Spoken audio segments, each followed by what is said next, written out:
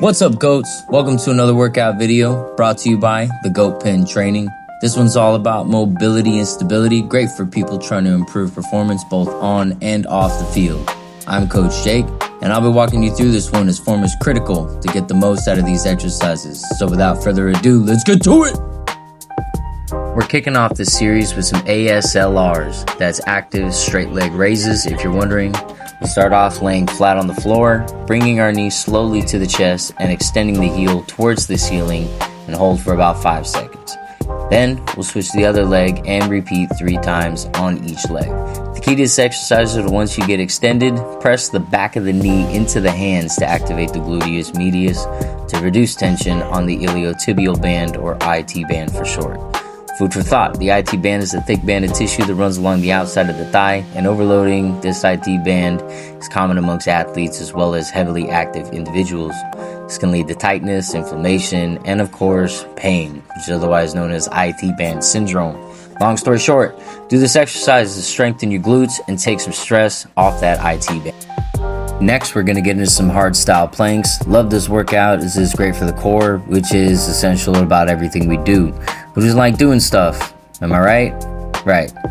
Start by laying flat on the floor. Press your toes and elbows into the ground. Lift yourself up.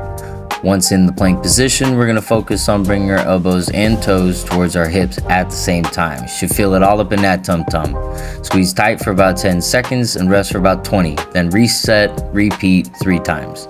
If you like this exercise as much as I do, and you think, Coach Jake, 20 seconds way too long, well, go right ahead and work at it at your own pace. Just as long as you don't feel any discomfort, this exercise is a great one to lean into. Moving on, we'll be doing the plank roll. Start by getting in the plank position and slowly rotate until sideways. Reach fingertips to the sky with arms straight and hold for about 10 seconds. Return to neutral, then pause for 3 seconds before moving to the other side. Repeat this process 3 times for each side. The key to this exercise is to fully extend the arm up and keep a slow descent as you come back to neutral. This aids in strengthening deceleration and control.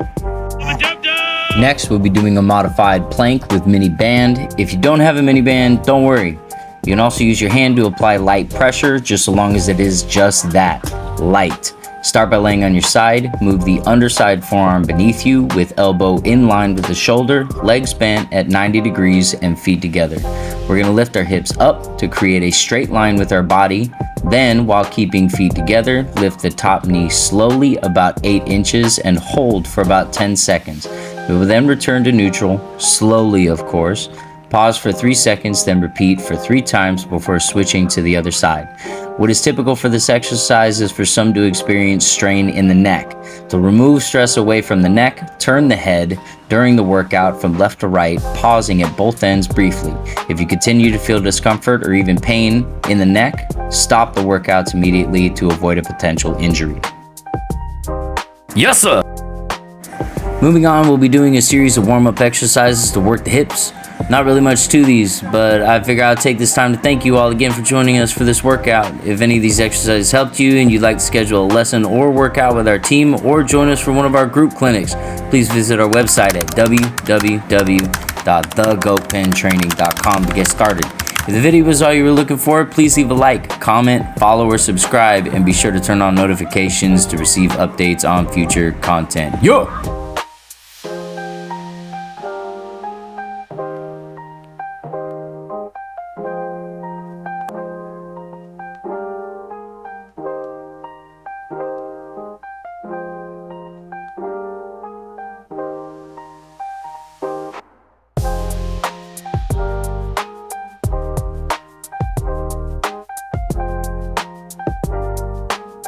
My bad, y'all. Just woke up from a nap. I hope this workout is going good. This is the hip hinge.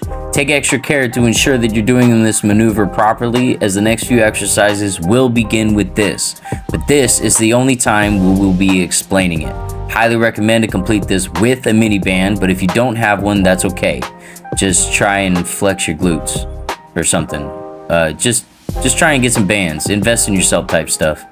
Anyways, start with feet shoulder width apart, toes pointed outward, shoulders back, and hands on your thighs. Slowly press your hips back like you're trying to booty bump the wall behind you. and when your hands slide low enough to be at about your knees, we will then bend the knees to 45 to 90 degrees. Once in position, we will press our knees outward into the band, holding for 5 seconds, releasing for 3, and repeating 3 times. That is 1 set. Complete this mini circuit for 3 sets to complete the exercise. The deeper you can go with this exercise, the better, as we will be able to get deeper into the glute. Also, in the next slide, we will demonstrate the tibialis activation that is also associated with this maneuver. If needed, you can go back and forth between these 2 slides until you're comfortable with executing this exercise with good form. Please do not proceed with the workouts with bad form, as it reduces benefit from this routine and increases the risk of injury. For the tibialis activation during the hip hinge, we will begin with feet shoulder width apart and toes pointed slightly outward. We will then supinate both feet or roll them slightly outward to expose the instep arch and a small portion of the medial longitudinal arch or bridge of the foot. While performing this maneuver, it is key that the big toe of each foot remain in contact with the floor. In order to illustrate the key aspects of this demonstration, we will place a pen under each foot of the athlete and instruct them to perform some squats. During the squats, we will instruct the client to take extra care not to put too much pressure on the pens. Take some extra time in getting comfortable with this maneuver before proceeding with the routine. Also to note, the use of the pens is purely for demonstration. You may use this method only when learning and trying to understand this maneuver, but please do not use the pens for the duration of the routine to avoid unnecessary injury.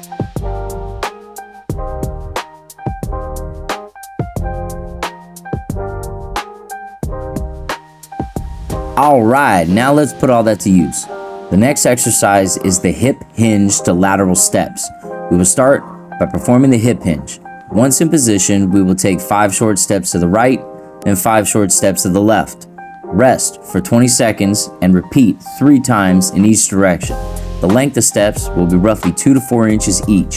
For this exercise, it is important not to break the postural hold of the hip hinge and to avoid allowing the knees to tilt inward, otherwise known as knee valgus. Next is the monster walk. Very similar to lateral steps, we'll begin by performing the hip hinge, and rather than moving to the side, we'll take 5 short steps forward and 5 short steps back. Much like the lateral steps, hold the hip hinge posture, avoid knee valgus, and land flat-footed every time. Moving on to the postural stability hold with head movement. Once again, we will start with a properly executed hip hinge. Once achieved, we will take a ball, approximately 8 to 10 inches in diameter, and position it between our elbows as is demonstrated here. Keep mild pressure on the ball throughout this exercise. Also, be sure to supinate feet to activate the tibialis, avoid knee valgus, and maintain postural hold from hip hinge. This is a very busy exercise, so take your time with learning and understanding before proceeding. When you feel comfortable with setup, we'll get started and we'll keep it simple for you. Slowly turn your head to the side. Hold for 3 seconds. Back to center. Pause for 3 seconds. Turn to the other side. Hold for 3 seconds. Return to center. This is 1 rep. Perform 3 reps per set, then rest and reset for about 20 seconds, and then repeat for 3 sets.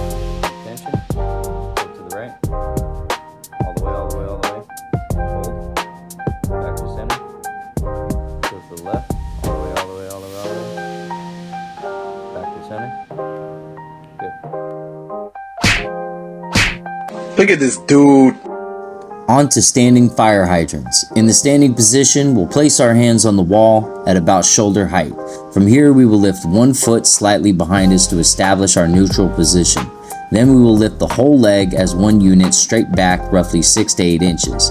Then externally rotate the leg as far as possible and hold for 5 seconds. We will then repeat the same side, then switch legs to complete 2 reps with the other leg.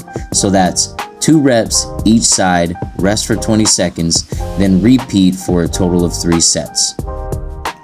On to another busy one. Pronated lead leg reverse goblet lunges. This one is kind of tricky. First, you need a long resistance band that you can safely secure to a durable anchor point at just above knee height. Also, if possible, use a light to mild weight to add more resistance to the workout. Extend the band to full length and loop it around your lead leg. This will add inward tension to the leg, requiring you to activate your hip abductors to stabilize the leg during the exercise. Right. Now that we're ready, grab your weight and let's get it! Take a long, slow step back and descend slowly into the lunge. Pause at the bottom and then slowly return to neutral. Reset, then repeat for 3 reps each side, for a total of 3 sets on each leg. Things to note on this one. Try and pinch the weight with your elbows, adding mild pressure throughout the workout. Avoid knee valgus, obviously, and make sure you're not putting too much weight on the forward part of your foot, as this will increase knee strain.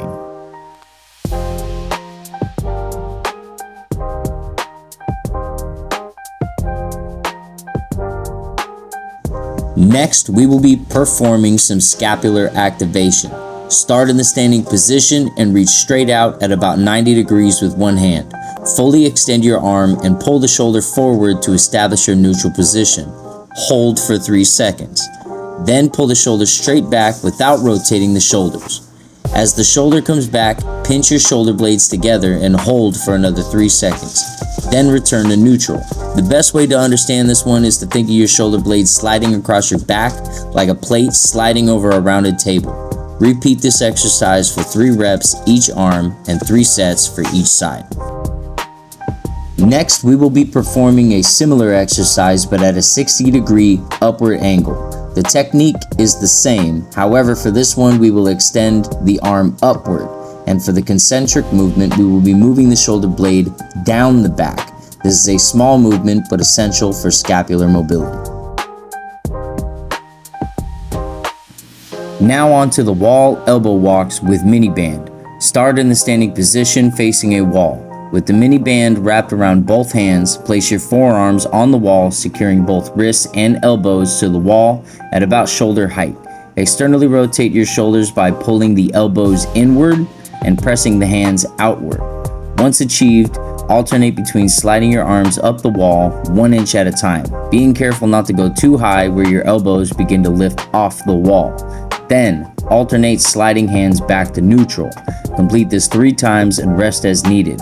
Make sure to continuously keep your arms on the wall and don't look up. Everyone does it, but it's okay. Just do your best to keep your eyes and head fixed forward. Now for some downward dog. This is a dynamic version where we will start in a relaxed, slightly forward neutral position. From here, we will use our scapular muscles to press into the hands, driving our belly button into the hips. Reset and repeat 3 times for 1 set. Rest as needed and complete with 3 sets. Okay, you've made it this far, which means one thing. You are a GOAT. One more workout and we are done. Let's get into it! Y raises on a ball, pretty simple. Use a light weight in each hand and use the ball that allows you to be horizontal with your upper body while having your knees on the ground. If you do not have an exercise ball, that's cool. You can just pile up couch cushions or pillows on the floor. Must be high enough of a pile to support your body horizontally. Also make sure to clean up afterwards because having a messy living area after a workout is a bit of a drag. Get into position with arms extended at roughly 10 and 2, palms facing inward. Lift hands off the ground and hold for a count of 10 and let them down slowly. Repeat 3 times for 1 set. Rest as needed and complete this exercise with 3 sets. Hope you enjoyed my guest appearance in this video. If you have any questions about any of these stretches or workouts, give me a call.